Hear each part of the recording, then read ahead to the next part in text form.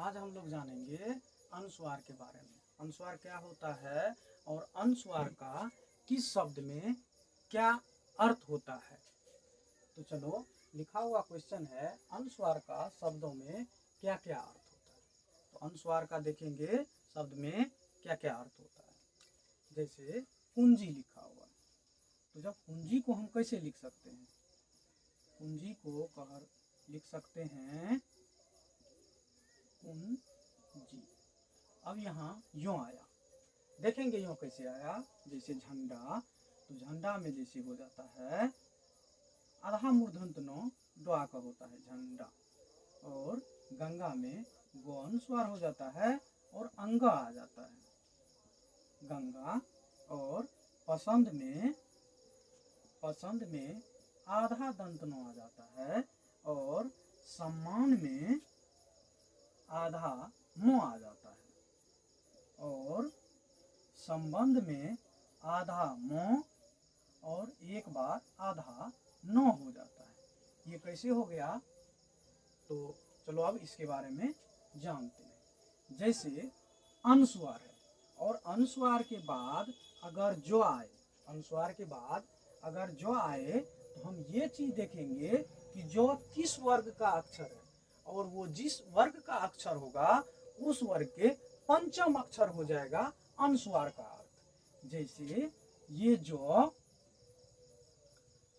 वर्ग का अक्षर है, तो चौ वर्ग के पंचम अक्षर क्या होता है, चौ वर्ग के पंचम अक्षर अंग होता है। क्या होता है, अंग। इसीलिए अनुस्वार का मतलब आधा, सॉरी, चौ वर्ग है, और चौ वर्ग का पंचम अक्षर, चौ वर्ग का पंचम अक्षर यों होता है। क्या होता है, चौ वर्ग का पंचम अक्षर यों होता है। चौ वर्ग का पंचम अक्षर यों होता है, और अनुस्वार के बाद जो है, जो चौ वर्ग का अक्षर है, तो उससे पहले अगर अनुस्वार रहेगा तो वो क्या होता है, उस वर्ग के पंचम अक्षर में रूपांतरित हो जाता है। जैसे झंडा है, और यहाँ अनुस्वार है और उसके बाद डो है, तो डो टो वर्ग से आता है, और टो वर्ग से जब आता है अनुस्वार, अच्छा, अनुस्वार के बाद टो है, डो है, और डो किस वर्ग से आता है, टो वर्ग से आता है। तो टो वर्ग से जब आता है तो टो वर्ग का पंचम अक्षर मूर्धन्त न होता है। इसीलिए झंडा में आधा मूर्धन्त न हो जाता है। जैसे गंगा, गंगा में जो अनुस्वार है उसके बाद गो है, और गो किस वर्ग से आता है, गो कोखो वर्ग से आता है। तो जब गो कोखो वर्ग से आता है और उसके बाद जो गो है, तो गो को हम क्या करते हैं, उस अनुस्वार के लिए, ये अनुस्वार उस वर्ग के पंचम अक्षर में रूपांतरित होगा, तो को वर्ग के पंचम अक्षर अंग होता है। उसी तरह पसंद है, तो जब पसंद है तो पसंद के बाद अनुस्वार जो है, तो अनुस्वार के बाद क्या है, दो है, तो दो जो है, तो अब दो किस वर्ग से आता है, तो वर्ग से, और यहाँ क्या है, अनुस्वार।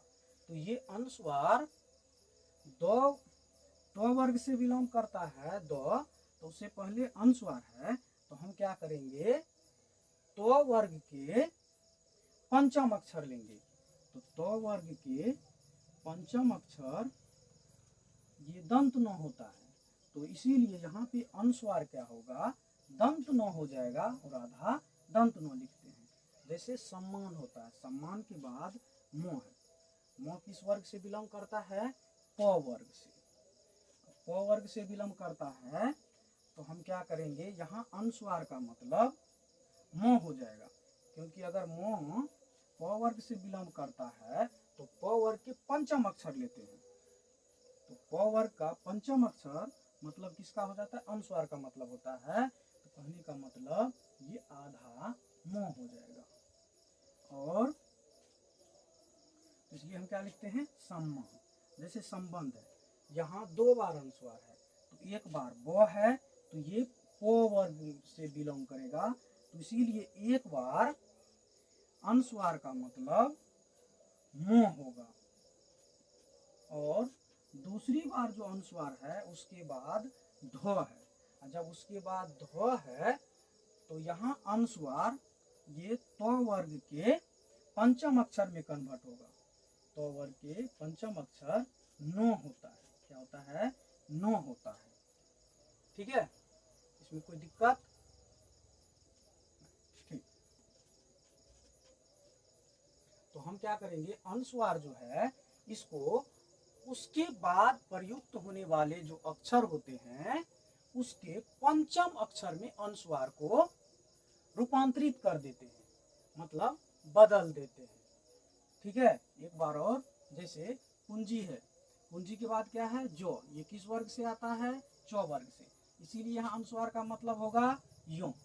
जैसे झंडा है, झंडा और यहाँ इसके बाद क्या है? डो है, तो यहाँ अनुस्वार का मतलब आधा मूर्धन्य हो जाएगा। जैसे गंगा है, गंगा किस वर्ग से बिलोंग करता है? ग क वर्ग से, क का पंचम अक्षर अंग, इसलिए अनुस्वार का मतलब यहाँ क्या होगा? अंग हो जाएगा। जैसे पसंद, जहाँ क्या है?